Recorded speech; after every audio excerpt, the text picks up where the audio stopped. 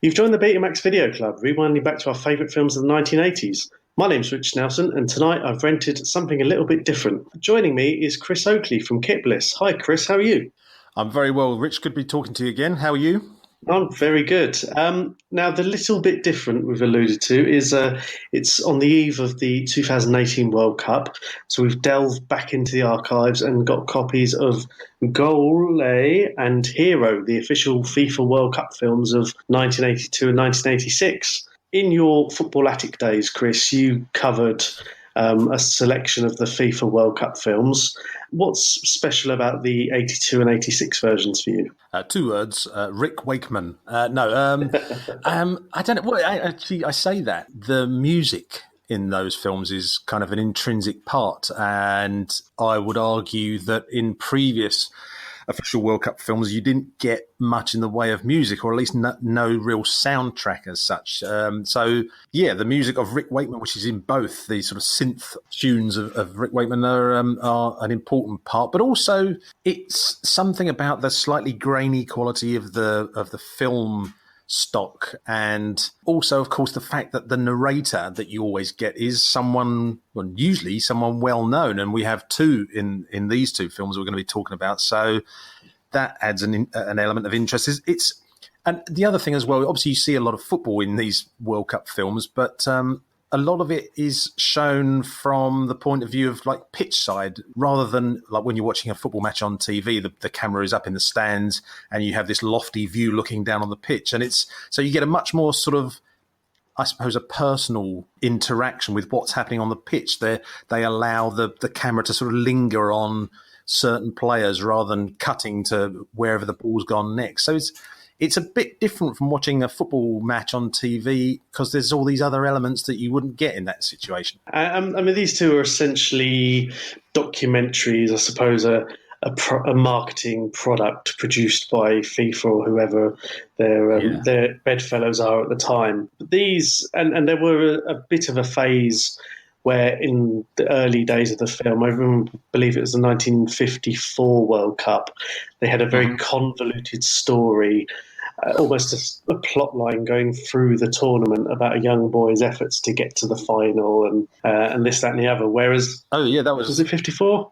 That was 1970, I think. Oh, unless they did it twice, but yeah. But I know, I take your point. Yeah. They went back to the well, but this time round they've brought us two of British cinema or Hollywood cinema's biggest names to narrate. For the 1982 World Cup, you had Sean Connery narrating, and for 1986, Michael Caine, which gives it some gravitas in a strange sort of scenario. But both, as you mentioned already, soundtracked by Rick Wakeman.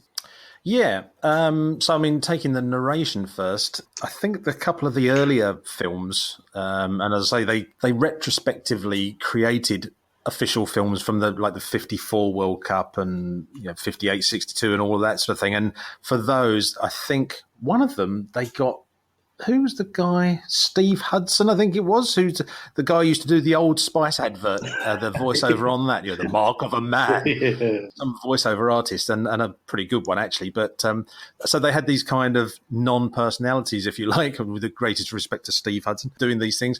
And then gradually over time, they thought, well, we'll get somebody like a big name actor. And I think Sean Connery really is one of the best ones they've had, because coupled with the fact that he was given a script that had a bit of humour in it as well. So therefore, he could lighten the mood. And you just know he's got that slight glint in his eye, Sean Connery, when he cracks these little sort of jokes and things. Michael Caine is capable of doing that as well, but the script was different. And I think there was an effort to have a lot more gravitas in the second film. I mean, the second film was called Hero. So it's all about, the legend and, Diego Maradona, and so I think they felt maybe they couldn't go too heavy on the humour with that one, but they both do a great job, particularly Sean Connery and Rick Wakeman. I mean, I like him. Don't get me wrong. I wouldn't say I'm a fan of his in the sense that I've got lots of his albums or anything like that. I'm no sort of Yes aficionado or anything like that. But But when you see him on interviews, he's very avuncular. He's very funny. He comes across as quite a nice guy, someone you'd go out and have not just a drink, but probably a whole night's worth of drink with him and have a bloody good time with him. So I've got some affection for him. And his synth-based music that he's got in these two films, which are actually kind of similar, is really nice. And it just sets it in that period in the 1980s, really. Although it's not really like the sort of chart sort of synth music that was going around at the time. It was it's still very 80s, and it just helps move things along quite nicely in both films. Now, I very much agree with you about the narration. I think watching both films again quite recently, the 1982 film with Connery, he really did go to town. I think obviously he's got such a distinctive accent, and I guess someone has written this script for him. This isn't him just ad-libbing. There were, and again, we're going back to this 36 years later. God. And there's very much a slight tinge of that humour that was definitely acceptable back then, and you definitely can't imagine now. You can imagine if the 2018 video, I don't know, I don't even remember seeing one for 2014, but having some sort of edgy comedian or edgy sort of script towards it would be a very brave move. Yeah, I have lost track of whether they're still making World Cup films. I presume they are, but they're not. They're never really mentioned in I don't know. You never hear people saying, "Oh, they've just released the new film." I can remember for the '86 film when I was watching Saturday Superstore. Ask your grandparents. And there was a thing on there. I think there was a competition on there for winning a copy of the recently released hit film called Hero, and it was even mentioned on mainstream TV. You don't really get that anymore. As for getting in some kind of edgy comedian, would it work in the same way? Maybe it could. I don't know, depending on who they picked. But it would probably be like Nish Kumar or somebody, knowing the way things are these days. But in terms of you mentioned the script for 82. Do you know who wrote that script? Because, the guy is not particularly well known in terms of being a personality, but do you know who wrote the script for that? No, I didn't see the credits, to be honest. Right. It was a guy called Stan Hay, and here's a trivia fact for all listeners. He is the guy who wrote a lot of the scripts for Auf Wiedersehen Pet. So he's got form in terms of writing comedy.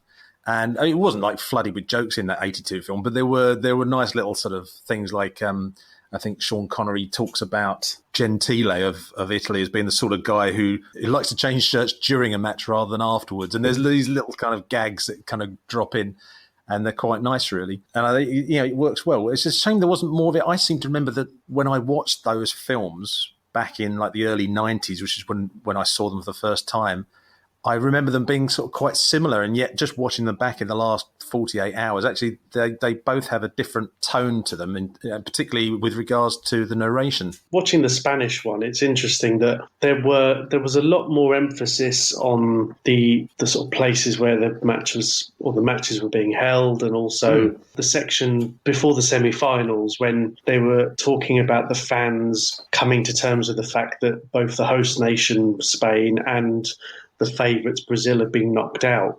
And they had a very long montage about how life in Spain was returning to normal. And now this is 1982. It seemed like most of Spain were either old people going around their daily business, people having a siesta, or lots of topless women on beaches. Well, yes, that was quite. I was going to say that was quite eye-opening for me as a 19-year-old. I thought I'm glad I bought this VHS tape. It was good. But yeah, no, you're right. It was a very sort of stereotypical slice of Spanish life thing. Pincho bars, people sitting outside having an aperitif, and watching the game on TV, and people slumbering in the shade in the town square and all that kind of stuff. And yeah, as you say, like people just having a bit of a mooch down the beach. I suppose it must have been a bit like that. But maybe it's just us being kind of cynics in the modern era. You kind of look back at that and think, did things just completely just switch off then once Spain and Brazil went out? Because obviously you still got three 4 if you include the third place match. Pretty big games still to come, but I guess Spain, being the football playing nation that it is, they would have thought, oh, yeah, it's not quite the World Cup we were hoping for now. So they may have just kind of switched off a bit mentally. But yeah, you're absolutely right. You don't really get that in the '86 film. The only thing that's in the '86 film, without sort of jumping ahead here, is the bit at the beginning, which is all about where there'd recently been an earthquake in Mexico City, and then after that, it's pretty much all football. So I guess that's why I like the '82 film more. There's a lot more parochial stuff that gets dropped in here and there, particularly, as you say, just before the semi-final starts. And one thing that I suppose, in a strange way, watching both the '82 and the '86 film, is that in the '82 film, the early part focuses on Argentina, who are the holders, Diego Maradona's exploits as an emerging world talent. He just signed for Barcelona, he was playing in Spain, and of course we mostly know what happened in '86, and we'll go on to that, but he was very much on the cusp of greatness, and yet in '82 he was seemingly frustrated. There was a lot of fouling, and we talked about Gentile already, and Sean Connery describing him as a human pinball, which is quite apt given his I wouldn't say unique, but certainly his build, which in the current climate he'd never be touched, really. I think he'd struggled to get in the current levels of fitness and so on. But there was a lot of talking about how he was born into poverty, had just been bought by Spanish club Barcelona for over £4 million. All these very sort of weird little angles of him playing. It was very interesting to watch because, as you talked about, it was filmed more like a montage in a Hollywood film with lots of slow motion, and it would cut to players sort of holding their faces in agony after missing a shot or something like that. And watching Maradona, and I guess now knowing what he went on to, it's interesting to see him so frustrated on a film, although Sean Connery sounded like he was enjoying it very much. Yeah, I have to say, again, this is being a kind of cynic, that when you watch the film and you get this narrative, as you quite rightly said, about Maradona having the weight of a nation on his shoulders and this, that, the other. I mean, that was mirrored in the '86 film when they were talking about Hugo Sanchez playing in front of a home crowd in Mexico as well. So you get the impression a bit that it's been written by someone who's read a couple of issues of World Soccer and thought, I can write a backstory. I can work this out. Yeah, he's playing in front of, he's just signed for Barcelona. So, yeah, he's playing in a Spanish stadium. So, and it's almost kind of, it sounds terrible, but it's almost like writing a backstory by numbers. But like I say, when I was like 19, I didn't really I wasn't so cynical. I was more naive, and it was fine. And it's okay. I mean, if you want to go along with it, but I'm not sure to what extent he was under that much pressure, because he was an emerging talent, but it took him a long while to get to that point while he was still playing in Argentina. So there would probably have been a hell of a lot of people watching the 1982 World Cup that would never even have heard of Maradona at that point, let alone be willing him to do more. '86 would have been a different story, I think, but his star had risen much more by that point. Yeah, it's interesting that the way that the script sort of tries to send you off down these little avenues, but in terms of actual fact rather than sort of speculation, I'd be inclined to think that there's not much factual content rather than story there, but I'm happy to go along with it all the same, really. Yeah, I'd love to have heard them reference his trial with Sheffield United or something like that. I think that would have been 77, 78. Yeah. But even then, just a little tidbit like that, I suppose, would be interesting. But then back then, it's, I suppose, catering for an audience who, in the pre-internet and pre-Championship Manager days, when not everyone knows everything about everyone, it's a little bit easier to keep things bland. Well, indeed. Yeah. Once Argentina got knocked out, and this is one of the strange things about these films, is that they don't go chronologically. They tend to they'll take one of the bigger teams and follow their progress throughout the tournament, and then once that team, so in this case Argentina have been knocked out, right, let's go back to the beginning and start with another team and see how they go. So they've gone back, in this case, to Brazil, I guess conveniently, they happened to be playing Scotland in their first game, so it gives Sean Connery and his scriptwriter a bit of chance to play. And I did love the line. A confrontation between the nation that thinks it's the best at football and the one that knows it's the best might have been the cue for aggravation. Yeah, I wrote that down as well. I love that line, yeah. Yeah, it's a good little reference to the 78 World Cup when Scotland went out to Argentina genuinely having ambitions of winning the title.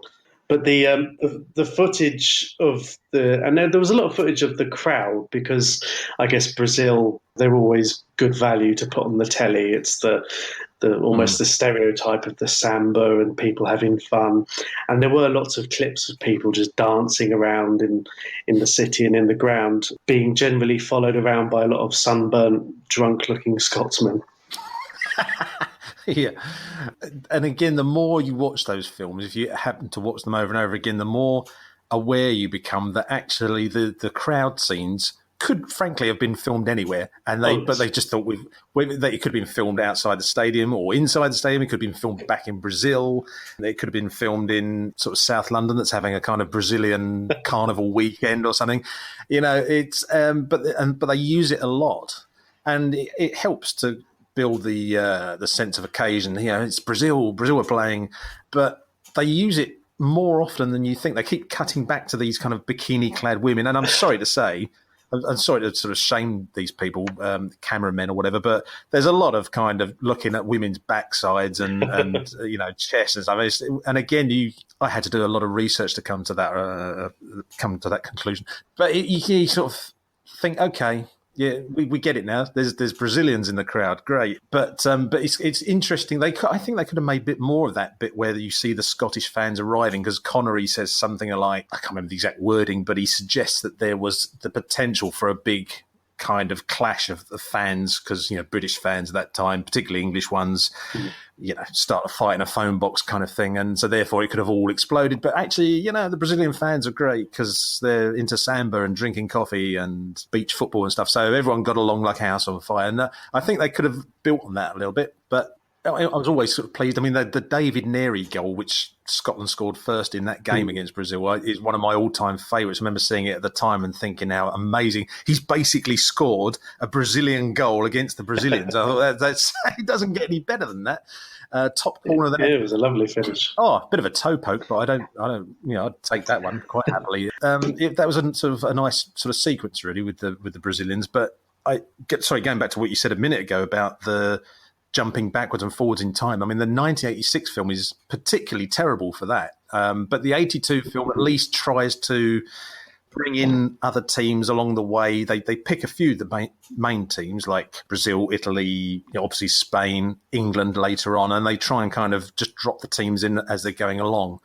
Yeah, but with the 86 film, it is really, you've got to have like a PhD in tournament organisation. And you just think, hang on, so right, we were dealing with that game. So is this the first round now or the second round? And then that one is really, really bad. Apologies. I mean, I am half Scottish and I shouldn't be making too many jokes, but we know full well that this Scotland game was in the first round because they've never got past it.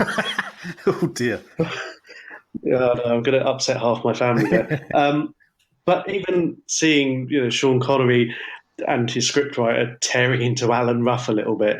Now, Alan Ruff wasn't a particularly large goalkeeper and it was made to look particularly small, but it didn't help having Connery saying, I bet he wishes he'd had a stepladder. I think it was after the first goal went in and he said, and Ruff gets some exercise that may come in useful as he picks the ball out the back of the net. And Alan Ruff gets the sort of exercise that may prove useful in the circumstances.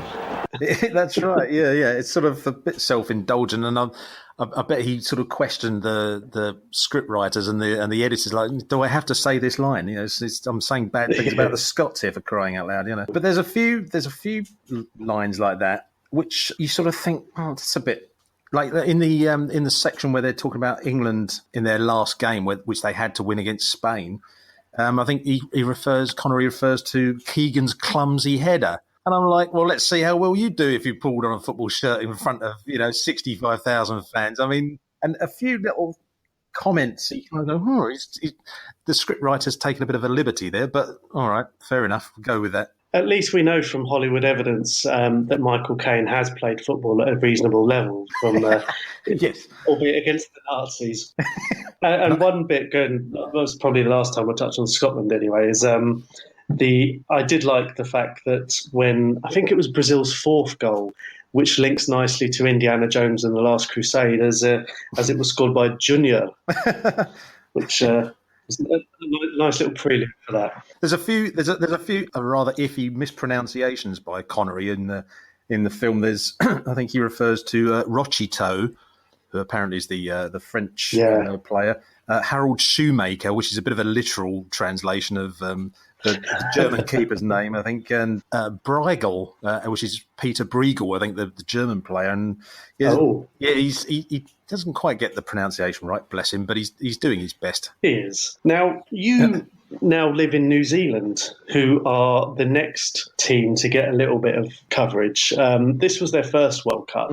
A lot was made about the sort of epic voyage they made for qualification in the Oceania region. Now, of course, they did slightly better in 2010, which was just before you lived there. Is this ever brought up in your sort of circles? Is there ever any pride in this New Zealand appearance, knowing full well that football is very much a third or fourth place in the rankings of sport over there? Well, people remember it well, the fact that New Zealand qualified for the 1982 World Cup. They remember it well, to a slightly lesser extent, the same for 2010. But in terms of like the World Cup coming around, as it is as we speak, it doesn't, in my experience at least, you never really hear it coming up in conversation. People don't really seem to talk about it. It will feature on the news and on TV and in newspapers and all of that. So it's not like it's not covered. But I think once they know that New Zealand haven't qualified for a World Cup, it's just like, well, we can forget about that and move on. At least that's my perception. I mean, there are a lot of Brits living over here, so it's not like there's no one interested here. But you're absolutely right to say that it does fall well down the list. I mean, at the moment, it's kind of rugby playing season, so that's the sort of Super Rugby competition, which involves South African teams and Australian teams. That's kind of going on as well, and it will be on TV, the World Cup here, but it's really not kind of high in the priorities. But they do remember '82. It's just going further and further into the past now, unfortunately. Yeah, I mean, it's funny looking back, and what Connery mentions is that most of the players for New Zealand are amateurs, and I didn't get the name of the manager, but it sounds like most of the coaching staff are English or British. Yeah. And his line saying that the amateurs of New Zealand take on another amateur side in the Soviet Union, who at the time were, some of their players and some of their clubs were doing incredibly well in European football. Yeah, I know. Yeah, that's another good line, actually. A nice little subtle one. You have to kind of read that back in your head. Oh, yeah, I get it. But yeah, the New Zealand coach is a guy called John Adshead, who I think was from up north, up in Tyneside. Was it something like that? I think. And there were a lot of players in that squad who are of English or Scottish descent, either by one generation removed, or maybe were actually even born in the UK and just repatriated when they were younger or whatever. So, yeah, it's very fair to say that that's a British sort of dominated squad. Much less so nowadays. It's much more sort of eclectic, and you've got influences of people whose parentage is from many, many other countries around the world these days. But yeah, you can hear there's a section where they're on the coach traveling to that game against the Soviet Union, and you hear the coach talking. He's sort of talking like that, right? So, and you think, oh, he sounds like a real Kiwi. And it's just it feels like a sort of British group of players to me when I see that. And you look at, I mean, a few of them actually went over and played in England. I think there's I forget the guy's name. There's one who played for, was it Winton Rufer or something like that, played for Norwich or somebody like that. There's a few of them have got experience, I think, of playing in the English leagues, or they say had at the time. So, yeah. I mean, New Zealand went out, reasonably with some dignity. But next we go to a team that really went out with no dignity at all, and that was Kuwait. Now, this was I believe their only appearance at the World Cup. But Connery did not hold back with his thoughts on the sheikh who was responsible for their presence there. Yeah. Well, that's the big story, of course, of, everyone mentions when they look back on 82, they talk about the sheikh who kind of ordered the players off the pitch because there was this, goal that was scored by France, where supposedly they heard a whistle in the crowd, so all the Q80 players stopped, and I can't remember who it was who scored. Was it Tigana or somebody like that went through and scored?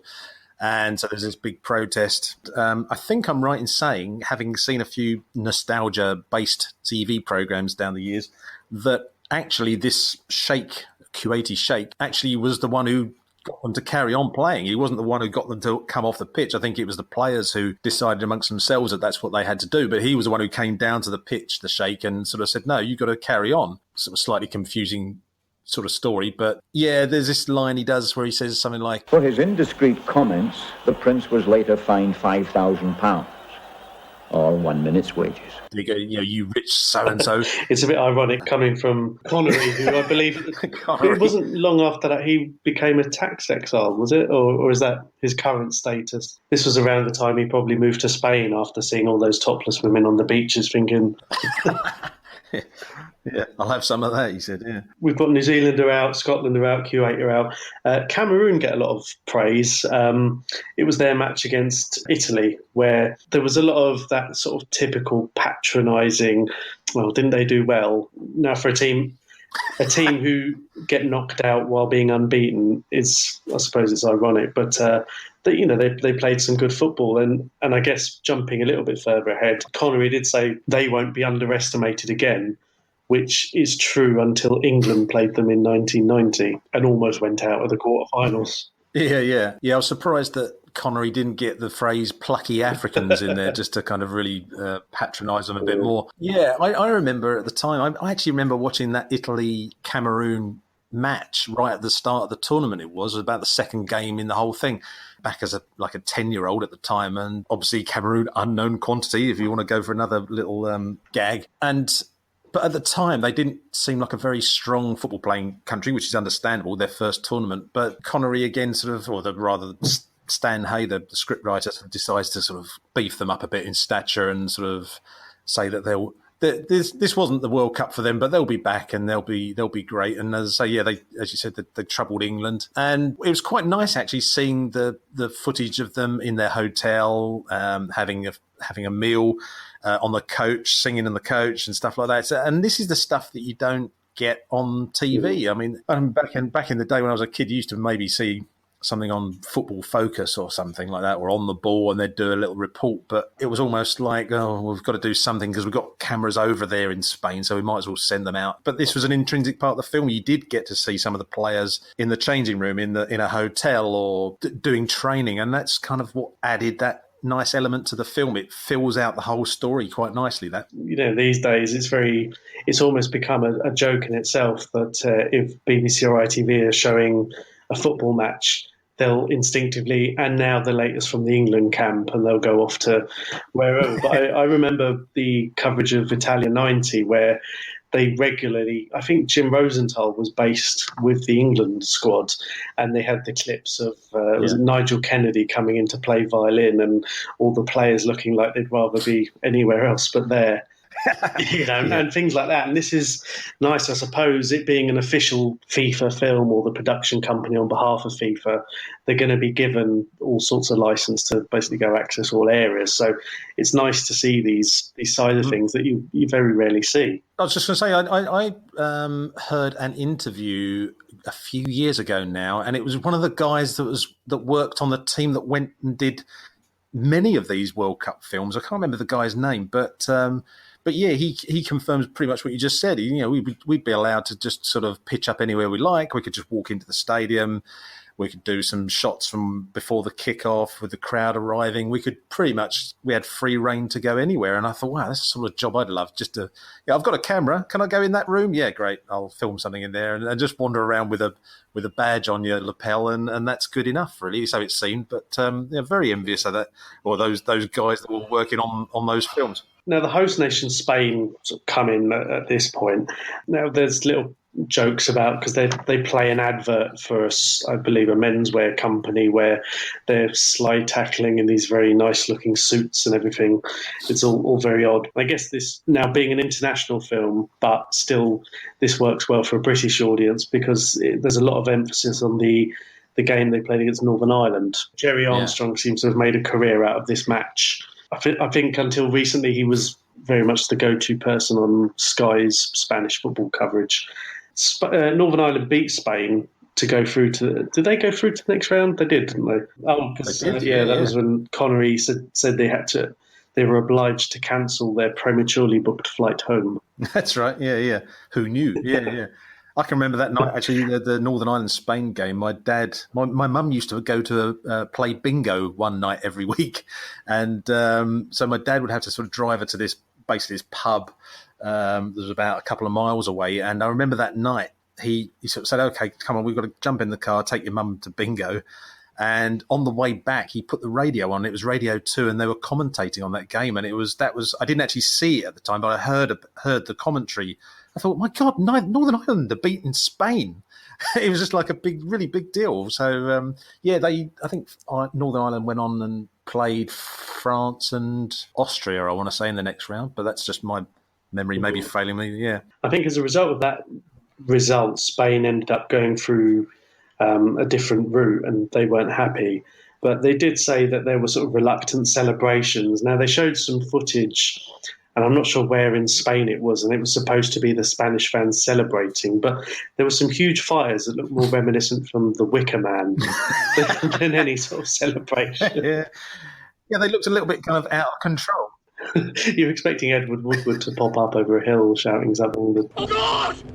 Oh, Jesus Christ! And this is when, I suppose, finally, England make their appearance. Now, their first match was against France. This was, 1982, England's reputation, or certainly the English fans' reputation abroad, was starting to become very much problematic. There was a lot of emphasis on the Spanish police there with their dogs being very overbearing. And there were a couple of references to it later on. There wasn't a huge amount, really, other than England's, as they refer to it, as a canaveral countdown, their goal scoring as it went from 3-2-1-0. A tournament fraught with injuries and some poor selections, perhaps. I mean, at that point, of course, English football is only a few years away from being banned from European competition. So you can see the direction of travel for that. And yeah, probably worthy of mentioning that. In fact, I've got a friend of mine who is from Bilbao in northern Spain, and basically a friend of my wife who's become a good friend of mine over the years. And I remember when we first met, I said, "Oh, Bilbao." I said, "That's where England played some of their games in the '82 World Cup." And he said, "Oh, yes." He said, "The '82 World Cup." Yes, he said, the English fans, they destroyed our town centre." And I was like, "Okay, I'll be off then. Bye." I was like, "Oh, here I am, the English embodiment of all those, not all those fans, but a football fan." I thought, I just wanted the earth to open up and swallow me at that point. But it really brought home to me like how bad they were, those fans, or a lot of them anyway, the more violent ones. So, and it always makes me feel a bit uncomfortable when they go to that point of the film where you see all these fans going, "Rah, rah, rah," you think, "Oh God, it's those morons again." And even I think it's when they show the game against France, they're showing you all the on-pitch action, shall we say, and goals being scored. And then there's this bit where they cut back to the crowd, and there's this sudden sort of surge of fans having to kind of retreat further up the terrace as the sort of police move in, and it is uncomfortable viewing even now. They didn't sort of dwell on it too long in the film, but that's how it was.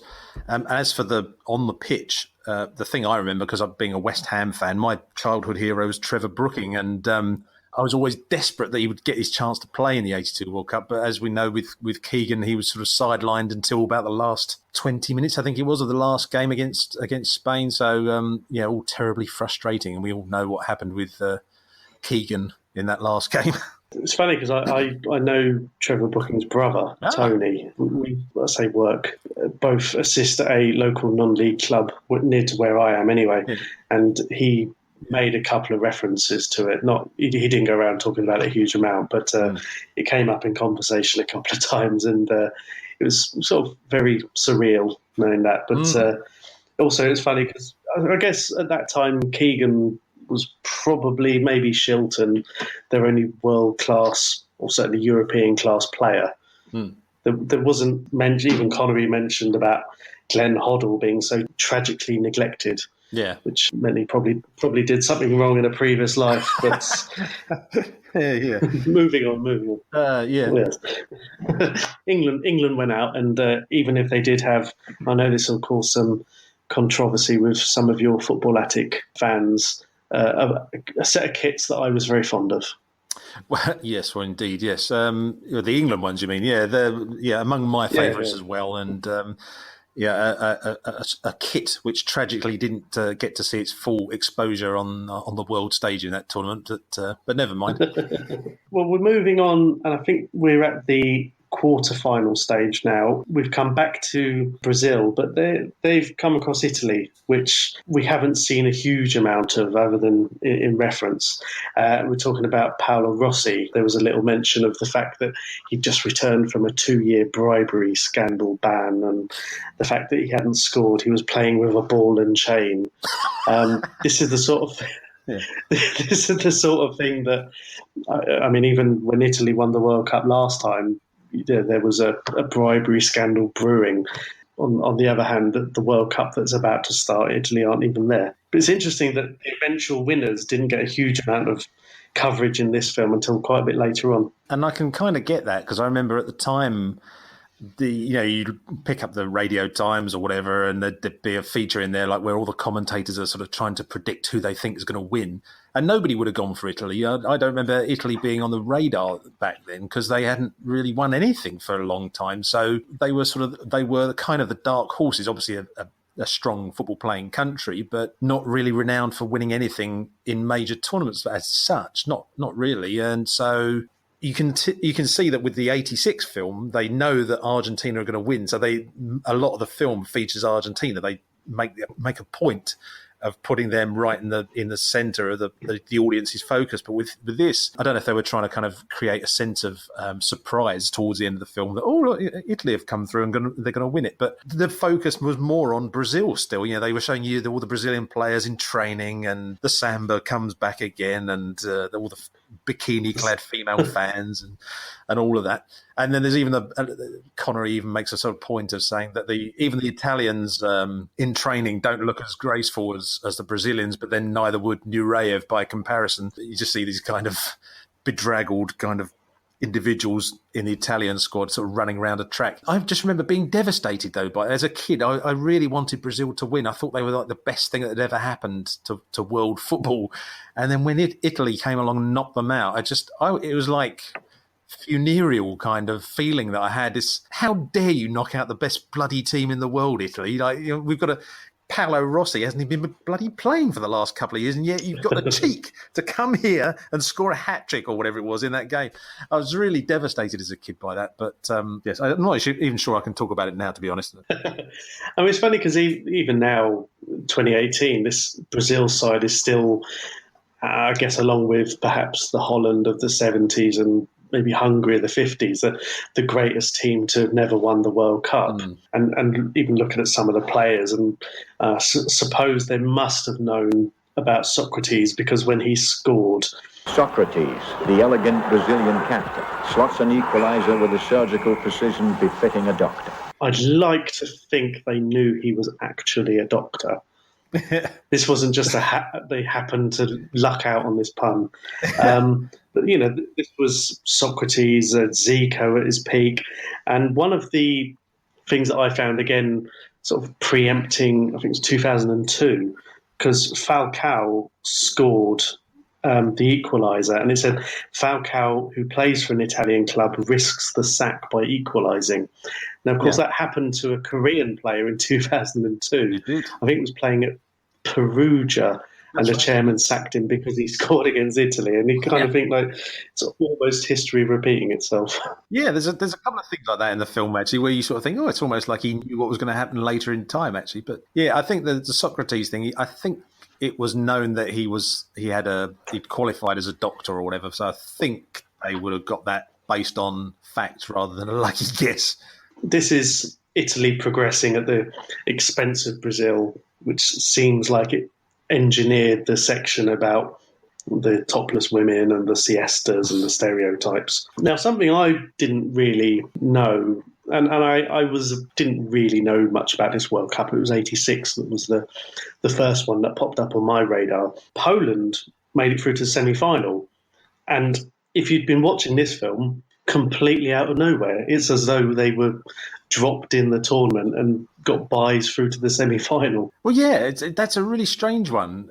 If you're thinking of these two films together and the sense of, okay, who are we going to focus on, which teams end up going through to the latter stages of the tournament, you would have thought someone would have gone, oh, yeah, Poland, because they were in the semi-finals. But no, you're absolutely right. There's no mention of them. And yet they had a few great players that were still hanging on from the 70s, like Lato and Boniek and people like that. They were a decent side. But I think because they struggled, that first round group that had Italy, Peru, Poland and Cameroon, it wasn't the most exciting group in the world. So I think that probably the people in charge of making the film probably thought, we just got to, that's not even worth like looking at. And then they suddenly went, oh, hang on, Poland got in the last four. So they must have just been influenced by the first round group, I think. This was, I think, Poland's second semi-final in 3 tournaments, because they got to the semi in '74, hadn't they? That's right. It's not like they came out of nowhere. Almost like Belgium in '86, they got to the semis. Again, this was a decent Belgian team, but a team that don't perhaps get the reference or the mention in history they deserve. But there were a couple of, let's say, laboured puns where Italy started to, because they took an early lead and got quite aggressive, and there was mention of some player being poleaxed. Graziani, yeah. Yeah, and then afterwards... Must have been eating an awful lot of humble pizza. Yeah, by that point, I'm thinking the script's kind of like we're heading towards the bottom of the barrel, I think, at this point. Yeah. There's a nice bit where they, again, from sort of pitch side, from a pitch level, you see, I think it was Conte got pushed by a Polish player, and he ends up diving over the advertising boards, and he sort of crashes into this pile of cameramen and people, and they sort of pick up on that. And as you say, yeah, Graziani was poleaxed, and it was said by Connery with just enough intonation to just make you aware that actually there was a joke in there. Did you hear what I said there? So it's quite nice, a little subtle one for Connery. And in the other semi-final, it's West Germany. We must make sure it's still West Germany at this point, against France. This game's remembered for one particular incident. Of course, it's the Schumacher, not Shoemaker, on Battiston. But Connery did open by talking about the French squad's dynamic and how... And improved squad spirit by sending home Larios. He'd been having an affair with the captain's wife, Madame Platini. Football's not always about diagonal runs. I'll be brutally honest, I didn't get that bit. I'm so pleased you said that, because I was thinking, I'm struggling here, but I'm sure that must be a reference to something, but I don't know what it is. And I thought maybe if I don't mention it, it will stop me looking stupid, but let's be stupid together, because I didn't get that either. No, that was an odd one. I think Schumacher, before the incident, he did, I think, show a bit of physical prowess towards someone, and Connery said, "The message is clear. Come near me again and I'll do you." Very aggressive. Yeah, it said with a real kind of Scottish kind of like, I'll give you a Glasgow kiss if you come near me. Yeah, it's kind of like, I'll do ya. I thought that was quite good, actually. But of course, the incident was Battiston was a sub, was through on goal and pushed the ball past Schumacher, who completely ignored the ball, flew into Battiston with his knee. And I believe he lost several teeth. He was knocked unconscious, had to be hauled off the field. And the referee didn't even give a foul. No, absolutely. Because it was in the box, wasn't it? It was just on the edge of the box. Yeah. I mean, or was it just a free kick, penalty, anything would have done, and there was like nothing. Yeah. You can see in the film the French players remonstrating, saying like, "Aren't you even going to give anything for that?" Because that was just sheer aggression. That was nothing to do with football. Yeah. And there's a similar one again that crops up in the '86 film. I think not quite as violent as that, but where a French player's running through. It was against Brazil, and I think it was Taffarel just runs out of his area and just pushes the player completely off course as he's running through on goal, and that didn't get a booking or anything either. So I don't know quite what was going on with the refereeing standards at the time, but it's a bizarre one. And I mean, the thing I remember, I think at the time, was that on TV they struggled to find a a camera angle that showed what had happened, and yet on the film they just about get it in frame, and they do replay it and freeze frame it so you can just see the moment when Schumacher collides with Battiston, which I thought was quite good actually. Because on TV, I remember that it took them a while before they went, right, we've got a camera angle from behind the goal and we can show you it now. And so nice in the film that you get that straight away. Did you ever watch Fantasy Football League when that was on? Oh, quite often, yes. And they used to do the Phoenix from the Flames part about recreating the old net. Now, I might be misremembering this, but did they do one about this? Because I'm sure there was a joke where, because Harold Schumacher wouldn't agree to do it, they ended up having, one of them was dressed up as Michael Schumacher. Right. And did it in full sort of Formula One gear. But that's ringing very vague bells. I think they did. I couldn't remember it when you first started describing that, but I think you're onto something there. Yeah. Sounds about right. I might have to dig that one out on YouTube. But the game ended 3-3 after extra time, and Connery described it wasn't a penalty kicks or penalty competition, as Barry Davis would say. It was one of the teams had to die by Russian roulette. Yeah, a bit strong. Yeah, a dramatic way of putting it. But Rick Wakeman put a very heavy heartbeat soundtrack over the top, and I guess the most surprising bit was one of the Germans actually missed a penalty in the shootout. I know, they got it on film and everything. It was amazing. Yeah. Actually happened. But yeah, historical document. Do not delete. As per usual, the Germans won on penalties, knocked the French out, and we were left with an Italy-West Germany final. Which I was just thinking about this last night and the night before when I was kind of watching the film again for the first time in a while. At the you look back on that and it was 3-1 to Italy, and you think, oh wow, World Cup final, 4 goals, great final. But actually, at the time, I'm not sure I was that enamoured with it, and it did actually take a long time to get going, that final. And even now, I'm not sure I look back on it as a classic particularly, but the fact that there was 4 goals in it suggests that's probably better than most. But yeah, it was. I think even sort of Connery references the fact that it was quite turgid for most of the first half until somebody got a penalty early on. Was it Italy? Oh yeah, Cabrini takes a penalty. A firecracker goes off just before he's about to take it, so they get rid of that. And then he misses the penalty. And I think it was from there onwards that literally things caught fire. Yeah, he said Italy missed the penalty, he said after the firecracker, they delivered a damp squib. Yes, but this was one of the... In terms of dialogue? Oh, no, it was very much dialogue. This was the part where he focused heavily on the cameramen obviously trying to fix a faulty device, saying they didn't miss much. Oh, that's right, yeah. And the description of Claudio Gentili, he'd shaved off his moustache in order to disguise himself from the referee. Yeah, maybe. I suppose this is a final, and a lot of football finals tend to be quite dull, low-scoring affairs. And even this one with 4 goals and a missed penalty, it wasn't perhaps the most electric. It's still memorable for a couple of reasons, though. I suppose the most was Tardelli's celebration for it was the second goal, wasn't it? Yeah. Well, classic, and just obviously from that point on, got incorporated into every BBC World Cup opening title sequence there's ever been, pretty much, because it is quite rightly so. It's a real classic. Interestingly, in the film, you see that celebration from a slightly different angle, and it just doesn't quite have the impact, because on the TV, you saw him head on running straight towards you, and it had that real dramatic impact. But in the film, it's more of a sort of side-on view, and it's the camera's a bit further away, so you don't see it quite as well. But yeah, I mean, classic moment, absolutely. And I was just thinking, actually, that in terms of the fact that it was a bit sort of dull at the start, I remembered that it was Graziani got hauled off after 6 minutes because he'd done his shoulder in. And I think shortly after that, it was Breitner. I think Paul Breitner went off, for West Germany. So in like the first 20, 30 minutes, I think 2 key players have gone off. And so it's probably no surprise, really, that it was a bit sort of edgy for a while. But yeah, once the goal started going in, it all really got going quite quickly. I did like after Tardelli's goal when the Italian sort of bench and squad tried to celebrate, and there was Connery saying, "The Spanish police charmless to the last." Yeah, that's right.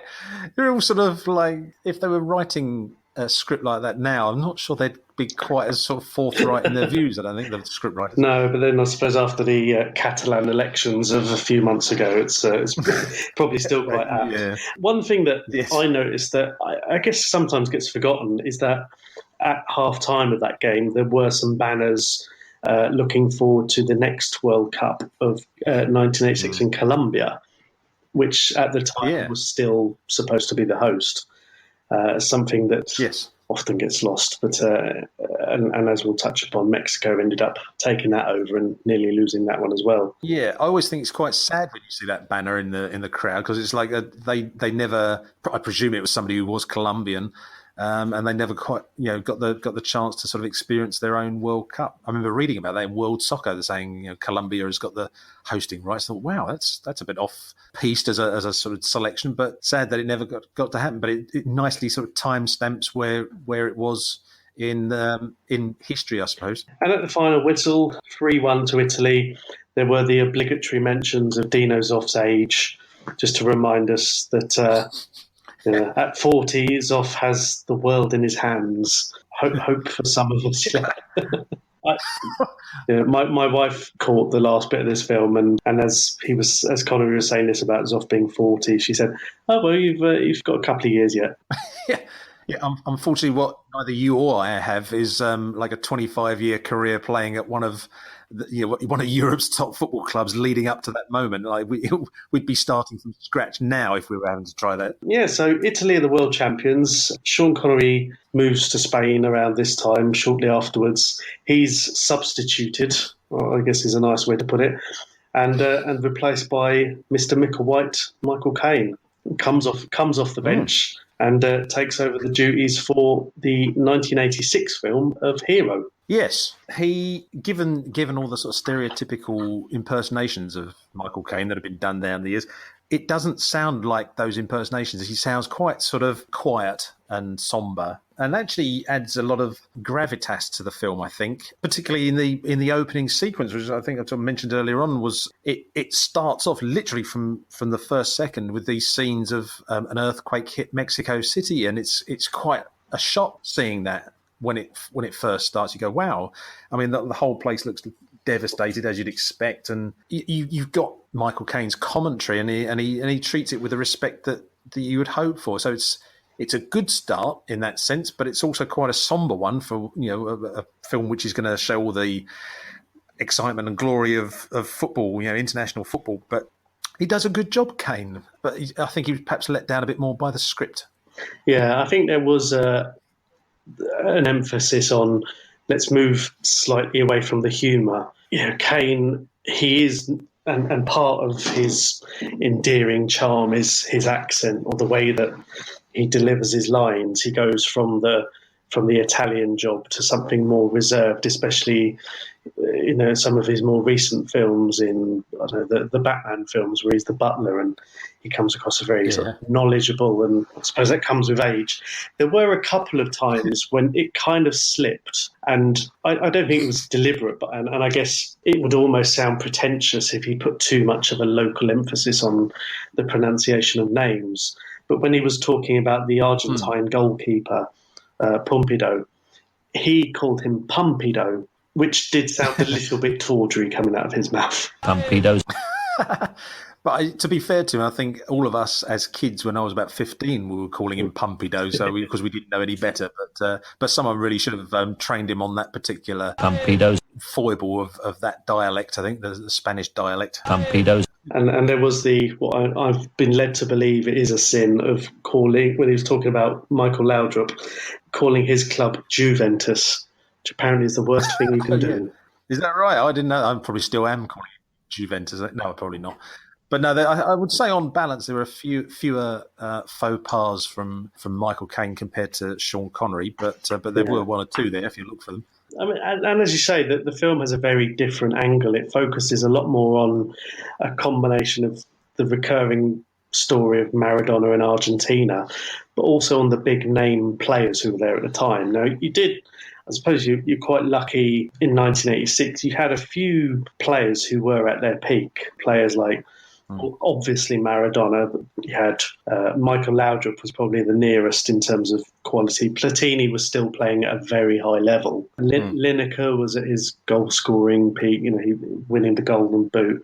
And you had others, Sanchez and Francescoli and Elchiar. It was more about the big names in the way that you'd expect a modern-day World Cup film to focus purely on Messi, Ronaldo, Neymar, rather than the actual tournament itself. Sure, yeah. And after that initial sort of scene with the devastation of the Mexico City earthquake, you then get this sequence of names of those players flashed up on the screen to leave you in no doubt that this is a film about players and really good players. But I mean, there were quite a few good ones, but it felt for a while like they were going to show the names of every single player playing at the World Cup. I mean, you had, I think the sequence goes Maradona, Elchiar, Francescoli, Platini, Lineker, Rummenigge, Butragueno, Socrates, Laudrup, Sanchez, and I'm like, when's this going to end? Pat Jennings, Alvin Martin, Norman Whiteside, and I thought it's going to go on forever. Peter Reid.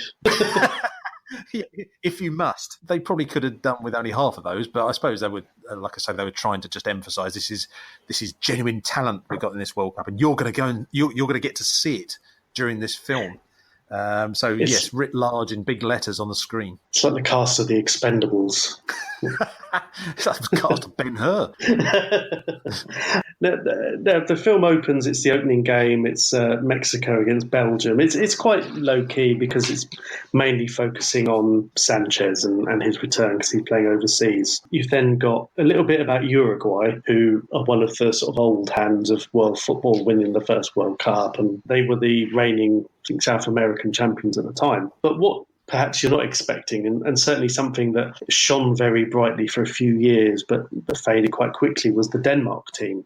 I read a book called Danish Dynamite a couple of years ago that was about the emergence and sort of very brief superstardom of the Danish team, and it focused very much on 84, 86 and through to them winning Euro 92. But you kind of forget, this team of players playing at a very high level beat Uruguay 6-1, they beat Germany 2-0, beat Scotland, but again, that's Scotland. And as people who are fans of nostalgia and football kits remember, these guys in classic Hummel outfits and huge numbers and everything else, but they really did look like the business for that first group stage anyway. Yeah, I was having a discussion with the aforementioned Rich Johnson only in the last 24 hours. There's I won't say the name of the writer for fear of embarrassing them or humiliating them, but it was an article that was written on a website, a popular sports website in the UK. I'll say no more than that, but it was basically a thing about the best kits in World Cup history or something like that. And they get to the West Germany kit for 1990, which is regarded by many as being like the best World Cup, the best football kit ever.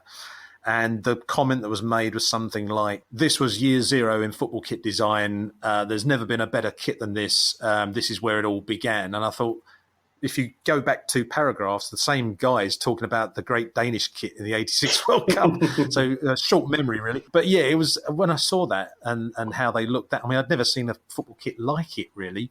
It was amazing. And as I've been saying on my own sort of website and in various places over the last few years, it's got so many elements to it, that kit, that it shouldn't work. And yet despite being a very complicated kit, it looks amazing. And it matched this team that nobody really knew anything about before the World Cup suddenly bursting onto the scene, as you say, beating West Germany and putting 6 past Uruguay. And a friend of mine at school said, who I thought knew more than me, turns out it didn't, predicted Uruguay were going to win the World Cup that year. And I thought, well, that doesn't make any sense. Denmark have put 6 past them. So where does that leave us? It was just exciting times with that Danish team, actually. It only gets skirted over a little bit because they spend a few minutes looking at that Uruguay game where Uruguay very much regressed to almost a mid-60s era team where Alf Ramsey would call them animals. And yet they get past them. And, again, it's only on further investigation you look at some of the dynamics behind the scenes, but they show the player, I think it was after the Germany game, in the dressing room getting massaged and looking very relaxed. And again, that's the sort of thing where if you had an access all areas pass, you'd probably decide to liberate some of the kit bags and some of the kits and stuff just to, because you know that come 2018, people will be willing to part with, I think in some cases, thousands of pounds for those tops. But oh God, yeah. Similarly, I think it's after the final. Sorry, just to jump ahead. After the final, you see, I think Maradona changing his shirt with someone, taking his shirt off and swapping it with someone. I thought, whoever that guy is in the West Germany side, I need to know where he lives so I can get that shirt from his house and steal it without. Well, this is the irony, I believe, of the Argentina-England game. Come on to a little bit, and I suppose hardly a spoiler alert when you talk about that game. Apparently, Steve Hodge got Maradona's shirt, not knowing that it was a handball, the first goal. He said he didn't see it, or I'm not sure if it was on the pitch. And so he got Maradona's shirt afterwards, and people were sort of giving him stink eye and sort of going, why would you have his shirt? And he goes, well, did you not see that second goal? And then it turned out that they did a documentary about the 86 World Cup on ITV a couple of years ago, and they spoke to him about it, and he said, I didn't realise at the time, and it was worth all these thousands of pounds. And because he'd never really thought about it, he said he ended up donating the shirt to the National Football Museum. So Maradona's shirt from the England game is at the museum up in Manchester. Well, that's something. I had a feeling that you were going to say, and in the end, just used it for washing his car or something. So that's something. He didn't make too much money off it anyway. Going back to Maradona, and it's funny because I think it's this film as opposed to the World Cup, we seem to be talking more about the football and everything else except for the film. And in this case, it was talking about Maradona against Korea, and then they played Italy, and they said it was the only time they've had to come from behind throughout the whole tournament, which was a bit of a spoiler alert in itself. For those who don't want to know the result, look away now. Yeah. I quite enjoyed the bits, actually, just watching sort of Maradona playing in the first round, because everybody talks about Maradona against England and Maradona against West Germany in the final or Belgium in the semi-final and stuff like that. So seeing how he played against the likes of South Korea and Italy and Uruguay was quite good. Yeah, I mean, I'll be honest, I didn't really realise that they were only had to come from behind in one game in the whole competition. So there you go, Sean Connery. That's what's called a fact. You might want to use a few of those again if you get a chance in a commentary. Yeah. There was, after this, they went to France, who again were European champions at this point, and Platini was around his peak. He was, I suppose, 86. This was really his last big tournament. But there was, and I assume it was a Wakeman thing rather than anything else. But there was this really annoying song every time France were on, and it was Viva, Viva, Viva les Bleus. And it just seemed like it was a little bit forced. But that was one of the things I remember there. Oh, yeah. Well, that's the thing. I wanted to actually just point out, if you like the music in the 1982 film, if you go onto YouTube, the entire soundtrack is there. All of the tracks that Rick Wakeman did are all there individually on YouTube, and somebody's created a playlist, and it's great. It's lovely music.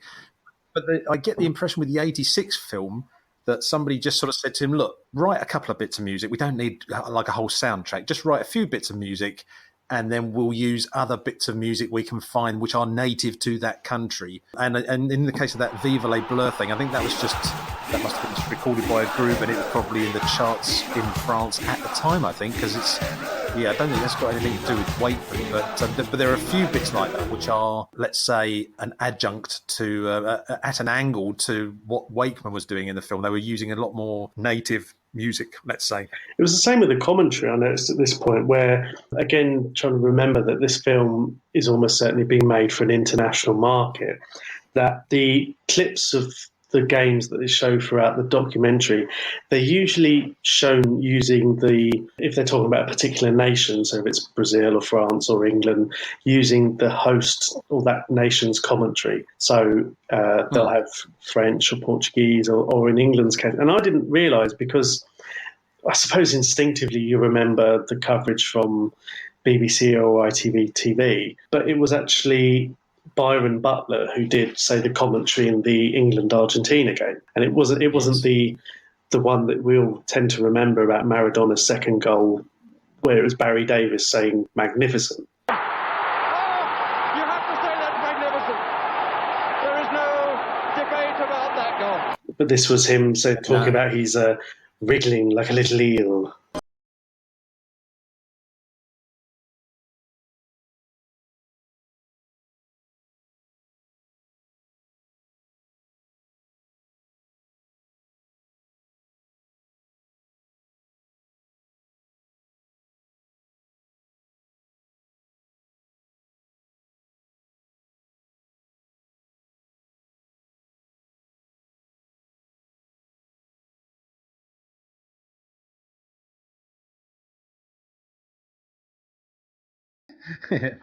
Yeah, and again, the third mention for Rich Johnson. I shall be demanding a fee for this. He's not getting one. No, that's quite right. I'm not getting one. We discussed on a previous podcast. I think Rich said it was the first time he'd ever heard that commentary, the radio commentary, when he watched this film for the first time, and it's one of his favourite pieces of commentary, and rightly so. And it's from BBC, probably from Sports Report or whatever the programme was back in '86 on the radio, and he's got this. I think when Maradona dribbles around every player in the England team and scores, I can't remember the wording was, but he starts off sort of saying, and he's gone round Terry Fenwick and and he never really he doesn't go into any kind of Brian Moore style orgasm of joy at seeing this goal. He sort of almost stays matter of fact at the very end. He sort of says something like, "And that is why Maradona is one of the best players in the world," or something. And it's delightfully one-paced, like a single vocal octave, if that's the word I'm looking for, that he uses throughout, as if to say he's basically just gone round everybody and scored like the best goal you'll ever see. Just thought I'd mention it, kind of thing.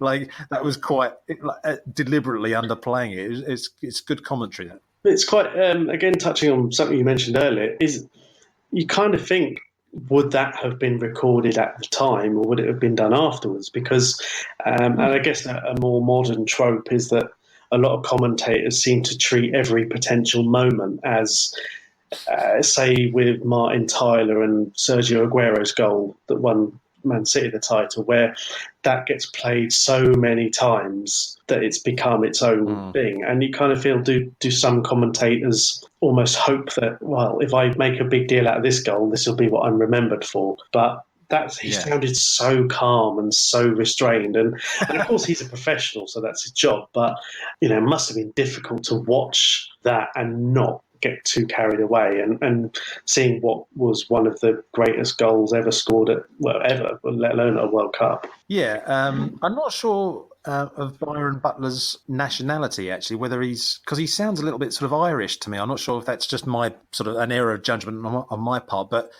especially having seen the first goal go in via a handball and then a second England goal conceded, you're probably thinking, oh God, but of course you've just seen, as I say, one of the most amazing goals you'll ever see in your life, and he does well to kind of keep a lid on it in that sense. One thing that I was wondering before I come on to the point I was going to make, I was just going to say, with regards to, I'll pick a name out of the hat here at random, Peter Drury. I think there is more of a tendency these days to sort of, I can't prove it obviously, but you just feel like they've written the script ready just in case, if a goal like this is scored, I'm going to say this in this way. And I'm convinced there's a lot of that going on, particularly with him. I'm sorry, he's just a commentator. We see a lot of, or hear a lot of him over here when there's a big international game or tournament on. We get the sort of FIFA TV feed that goes out to the minor countries that aren't interested in football. We don't get the likes of your ITV and BBC commentators over here. We just get somebody who's just doing it for an international audience. And unfortunately, that is often Peter Drury, not one of my favourite commentators. Anyway, moving on from that, I was just going to say the other thing that crossed my mind while I was watching this is that every time they focus on a different team and a key goal going in a key match, they do, as you say, use this like radio commentary from that country. So they will use German commentary for a German goal and so on. And you think that actually must have taken a lot of organisation to actually get that audio footage to be able to use it in the film, because there would have been some of those countries may not have bothered recording it. I mean, you know what the BBC are like for wiping tapes and things. So did they contact them in advance and sort of say, look, we're doing a World Cup film. Can you record every single radio commentary you do, because we might want to use it? Because if they did, that was really good sort of pre-planning on their part. But I can't believe they would have contacted them afterwards and sort of said, have you got any recorded stuff from this game? Because a lot of those countries and their radio stations might not have had that available. I don't know. I suppose it would have been a lot of cassette tapes having to be saved, or maybe hoping that someone had recorded it in their bedroom while like they used to do with the old Top 40. Yes, that's right. Pausing and fast forwarding for the end. One thing, and going back to Michael Caine, which we seem to have neglected hugely because I guess it's a lot lower key. One thing he did mention in the France-Brazil game, and it was Brazil. Brazil got a penalty late on in that game, and I did like the fact that this was 1986, and Branco was brought down for a penalty towards the end, and he made a point of saying Branco searching for pain in his leg, keeping an eye on the referee in the meantime. Now, it did look like a penalty, and I'm sure he did elaborate, but implying on a FIFA or approved documentary that basically he's simulating, or at least he left his leg in looking for a penalty, I suppose is the professional way of putting it. Yeah. Yeah, this whole thing of rolling around on the floor, supposedly injured, but keeping an eye on the referee, and then when the decision's given, then like, hooray, we got a penalty. The reaction was, it did sort of subscribe to that theory, but I think the foul initially was fairly genuine. Yeah. It actually reminds me of one, I can't remember if it was in the 82 film or 86. I've got a feeling it was 82. One player fouls another, and the commentator says, fouling taken to new heights in this tournament due to the knee nudge of whoever the player was. And I thought Uruguay game in '86, he actually made a note of that, saying the foul was taken to new heights of expertise. Yeah, but I looked at that, they even freeze frame it, and you think, or was it just that they ran into each other? Because I'm not sure it was as obvious as they were making out. But I might be just being disingenuous towards them. I don't know. I still find it weird watching these films and looking at the number of back passes. Still a bit appealing for the indirect free kick when the goalkeeper picks it up. Yeah, that feeling of don't pick it. Oh, it's all right. It's different times. Yeah. Oh, it's all right. It's 1986. Yeah, you're right. A lot of things were allowed in 1986. But moving on. Argentina have beaten England, and England really didn't get a lot of coverage in this because they completely ignored the first round. They went straight to the second round game against Paraguay, which they won 3-0, and talked about Lineker's uncanny ability to score goals, which, let's be honest, I don't want to do Gary Lineker a disservice. It's not like he's ever going to listen to this, but that was what he did. He's famous for being the ultimate goal hanger. Now, I know it wasn't just that. I know, his movement was exceptional, but he was a goal scorer. That was what he did. He wasn't Maradona. He wasn't, like a Messi or Ronaldo. That's what he did. Caine's uncanny ability to state the bleeding obvious. Because wasn't it in about 85, 86 when he was still at Everton that he finished as top goal scorer of the season? I think so. It wasn't a fluke there, Michael. I think you'll find he's got form. Yeah, because was it in the summer of '86? I think he went to Barcelona. And even then he was still playing for England 6 years later and was only one off the record as it was at the time. So anyhow, yeah, had it been Peter Shilton, then fair enough. Yeah, but Lineker has scored a few before. I think you'll find. Yeah, we come to the second semi-final because we've already seen the first one, as they talked about France against West Germany, and weirdly focusing on the dialogue between Platini and Rummenigge, who both played in Italy. There had to be an emphasis on them speaking their sort of common language of Italian. West Germany won that 2-0. Yeah. The other game against Belgium, again, Belgium sort of floating under the radar a little bit. There was another handball in there that was disallowed. This is where I made the note about Caine emphasising the pumpedo a little bit. Pumpedo. Maybe it just made me giggle. What can I say? Pumpedo. And again, Argentina win 2-0. So it gets to the final. So, I mean, the semi-final may well has not have happened. There was a lot of emphasis on the final, rightly, but it opened on the closing ceremony, which you don't always see. But essentially it was the national stereotypes of sombreros and Mexican waves. That's right, yeah. I've written down my notes here. It says Mexican waves, flamenco dancers, ticker tape, flags. That's pretty much all you need to know, really. I don't remember. There being a closing ceremony back then. I don't even know if I suppose they must do one now, but it's not something you tend to see a lot on TV. All the usual stuff. Again, it's easy to forget that the Mexican wave was only a couple of years old then. I think it's seen for the first time at the '84 Olympics, so it's sort of still a novelty back then, and it never did quite catch on in England. I don't think anybody was having any truck with doing that at Old Trafford or Bramall Lane or somewhere. But yeah, I mean, just it's just the saturation of light. It just seems so ridiculously sunny and bright throughout a lot of that tournament, actually, and particularly in the final. It's just masses in the crowd in the stadium, and just this searing, eye-rapingly bright sunshine, and soaking everything in brightness. It's strange, that, really.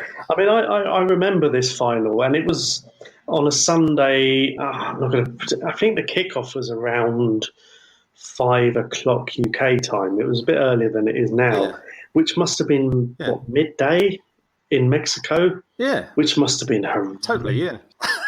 And again, I'll go on. I'll mention Rich Johnson again. I remember speaking to him before about this, and the fact that, of course, now in a hot country, they will play a lot of the games in the evening because it's cooler. But in Mexico, it was almost like, well, we've got a chance here to sort of broadcast to a global audience, so we've got to make it good for Europe. So we'll have to play a lot of the games at midday, because that's what you do when it's like 110 degrees Fahrenheit. So I made a note of the attendance. It was 114,000 was the official attendance for the final. Now that's 114,000 people in the Mexican sun in midday on a Sunday afternoon in late June. Now I know I wasn't there, but that must have been horrendous. And I'd like to think sales of After Sun must have gone up an awful lot afterwards. And sombreros, of course, yes. Because there's a bit, there's a bit where they're showing you England playing Argentina, I think it was. And there's like a behind the goal camera. And you can see in the distance, it's just like an entire city is just like sat down at the other end of the stadium in the background. And you think, my God, that's a ridiculous amount of people, and making them sit out in the Mad Dogs and Englishmen and probably half of Mexico City as well, sitting there. It's extraordinary. You just wouldn't do that now. Although I'm not sure what they've got lined up for Qatar, but we'll see about that. I guess that's why they're playing that one in November. Yes. And again, going back to that England game, where every England or the few England games across both films were soundtracked by the just a faint song of England, England, just to kind of push it home that this was the era, and there were the very pasty-looking guys in sleeveless tops and short shorts and just looking thoroughly out of place, very, very not blending in. No, I would just say, actually, it's very much a trope of the World Cup films that there's this strange approach to overdubbing sound effects. Like when occasionally like someone will have a shot on goal and it'll be like someone hitting a punch bag. Or I think in the 66 film, you see a guy running down, like an England player running down the wing, and it's like someone shaking a bag of sugar, which would only make sense, actually, if they were running on a sort of cinder track or something, but they're running on grass, so I'm not quite sure why you get this shh, shh, shh, shh sort of sound. So they did that for year after year in these World Cup films. I just felt like they needed to just add a bit of extra oomph to the soundtrack just by doing these rather basic sound effects. Now the final itself was, I suppose, relatively exciting. Argentina went 2-0 up. West Germany came back to equalise, and Argentina won sort of with a late goal. I did like the fact that Argentina's first goal was scored by Jose Brown. Just a nice little side there. But the one bit of trivia I got from that game was the Argentine manager, Biardo, his nickname was El Narragon, which translates literally as Big Nose. I did not know that. Stick him in Life of Brian and see how he gets on. That's right. Yeah, excellent. That's what I learned something. And to be honest, that's pretty much the end. We've got some clips from behind the scenes of Maradona leading the chants of Argentina in the dressing room. They lift the trophy. One little thing from the end credits that I picked out was special thanks to Arsenal FC. Yeah. I don't know why Arsenal FC were involved. I'm not going to pretend to know, and even though I'm an Arsenal fan, and this was 1986, I can't imagine they got many fans into Highbury to sing England and record the sounds then. That's surely the only explanation there could have been. Even now, that's puzzled me. I remember seeing it at the time and like, well, so what's that all about? Because I'm not aware of too many international star players that were playing for Arsenal back then. I think in 1986, the only Arsenal player who would have featured be Kenny Sansom, I suppose. Charlie Nicholas, maybe? I don't know. He might have been in the squad. But definitely Sansom. But there must be that could be a project for a future time. Yeah, I don't get that. I did. There's a couple of other things in the credits which I bothered to sort of follow up if you're interested. Which is I talked about the script writer for the '82 film. The '86 film was written and directed by a guy called Tony Malum, and he was involved in a film. I'm guessing not many people have seen it. It was called Cup Glory. And it was a film made to celebrate the centenary of the Football Association in 1972, and it was it's on YouTube. Go and check it out, listeners, because it's a nice little, again, a sort of slice of life thing about football back in the early 70s in England. And he was involved in that, and he was also involved in a film called Genesis in Concert, which was done in 1976, which is literally is what it is. It's the group Genesis on tour, and he was involved in that rather randomly. And the other thing to mention, I saw his name come up in the credits and I thought, where do I know his name before? Now, where have I heard his name before? Supervising editor Ray Millichope.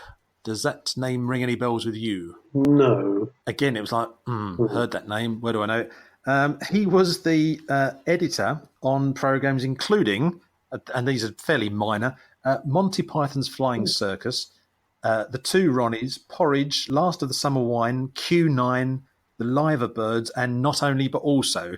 So he kind of knew a thing or two about editing footage together. And that is some pedigree. Oh, my God. I knew I'd seen his name. I must have seen it on the credits of Monty Python, I think, down the years. But I thought, yeah, that's where I'd have seen his name on some of the biggest comedy programs known to mankind. Blimey. That's an impressive CV that's been completely tarnished.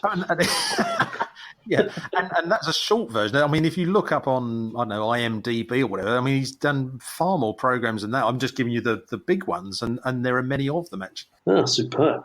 Well, we're just in the run-up to the 2018 World Cup, and I'll ask one question that I normally ask of a guest, and I'll rephrase it slightly. If there was an official FIFA film of this tournament, whether there will be or not, I don't know, which, we'll say, British actor, do you think would be a good fit to narrate that tournament? I know this is probably it's like low-hanging fruit, given we've mentioned Sean Connery, but someone like Daniel Craig, I think, would work quite well as a narrator. He's got that kind of serious voice. It wouldn't be too good on humour, I don't think, but I think Daniel Craig would work quite well. I'm trying to think who else. It would probably end up being someone like, Cumberbatch or somebody, probably, wouldn't it, I guess? It's funny to go back to a Bond thing, because I believe there's a version of the 2006 film that's narrated by Pierce Brosnan. That's right, yes, you're quite right. Because that wasn't the one, because before the 2014 tournament, the BBC showed all of the films on Saturday mornings in the run-up, and they showed a version of 2006 that wasn't by Pierce Brosnan. But I'm led to believe, yeah. But the other actor, because 1990 was Edward Woodward. I can't remember who did the 94 one, but Sean Bean did the 98 one. So there's I suppose a cabal of actors queuing up these gigs. But Get on the phone to my agent. I want to do a narration job for the World Cup films. It's. I think the '94 one was done by an American actor whose name I can't remember. But but again, an actor. Yeah. Whereas I say some of those early ones, like that were retrospectively added into the official film sort of canon, were they did actually tend to use actual voiceover actor. I can't even say it. actual voiceover artists, I think. So you still got to get a good actor, haven't you, with a distinctive voice? Otherwise, it just doesn't work. Yeah, and it's strange. Oh, I'll tell you who did it in 1994. It was Liev Schreiber, recently seen on Ray Donovan, and I think various films. He was in one of the Wolverine films. But I'm not sure if FIFA even bother. I know that they've moved their filmmaking business into the more dramatic. I haven't even got round to seeing was it United Passions, which had Tim Roth and Gerard Depardieu. Yeah, no, I've not seen that one. That was their attempt at, I think, it was probably laundering money, but hopefully they won't be hearing this either.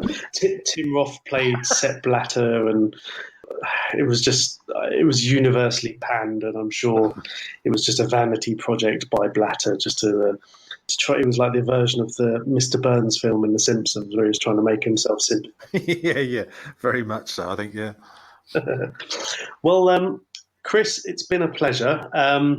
Now, we talked before about Kit Bliss, but since the last episode you were on, you've set up a Patreon account, which, as a subscriber myself, is offering great value.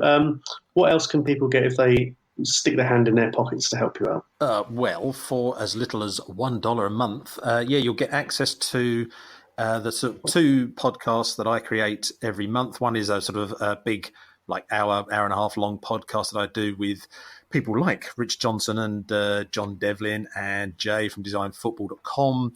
And then there's a sort of smaller one as well, like a 10, 15-minute podcast that I do also every month. So there's that. And there aren't many Football Kit podcasts around, so hopefully it's sort of worth its $1 a month in value. And occasionally there will be early access to see things before they arrive on the Kit Bliss website, and also sort of bonus items as well. Like I sort of create illustrations for the Kit Bliss website, and sometimes I'll sort of compose the illustration in a way that you can download and print it off and make your own posters and stuff like that. I'm starting to do a bit of that. I'm trying to think what else really. Just advance notice of a lot of stuff that's due to come up.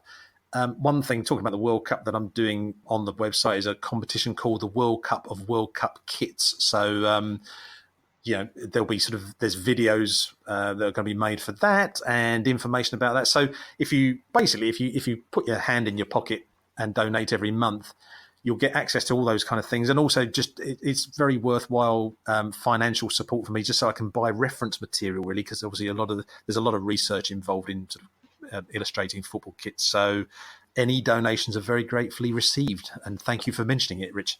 No, it's my pleasure. And I say it's the only one that I pay to subscribe to at the moment. And it's certainly good value for money. Now, as becoming an increasingly part-time football fan these days due to work and children and doing, this, quite frankly. But it's nice to keep an eye in on something I have a particular interest in. And of course, you're very kind. I suppose this is one of the few excuses I've got to do a football angle on this podcast. I'm hoping at some point later this year to do the aforementioned Escape to Victory podcast. Oh, wonderful. Yes. Brilliant. Yes. Yeah, Michael Caine showing us that side of his football knowledge. Physical side. And I didn't quite fancy stretching this to 1990.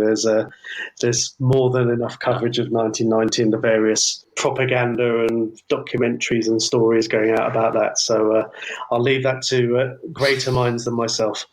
As I say, I'll warn you now, there will be some music at the end of this podcast.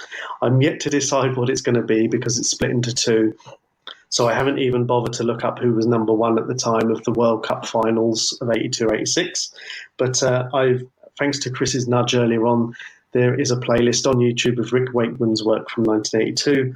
Chris, as before, thank you very much. It was a pleasure to have you. Likewise, Richard. Thank you for inviting me on. It's been an absolute pleasure going down memory lane once again. And hopefully I look forward to welcoming you back in the future. Good man. Thanks very much, Rich.